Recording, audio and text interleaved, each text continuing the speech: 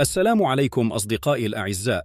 نقدم لكم على السريع الموعد والقنوات الناقلة لمباراة فلومينينسي ضد الهلال في ربع نهائي مسابقة كأس العالم للأندية. ولكن قبل البداية لا تنسوا دعمنا بلايك والاشتراك في الصفحة ليصلكم كل ما هو جديد، وشكرا. وتجرى مباراة الفريقين اليوم الجمعة 4 يوليو ابتداء من الساعة 8 مساء بتوقيت المغرب، ويحتضن ملعب كامبينغ هذه القمة النارية. وتنقل المباراة مباشرة على تطبيق قنوات دازون الناقل الحصري لبطولة كأس العالم للأندية وقنوات MBC.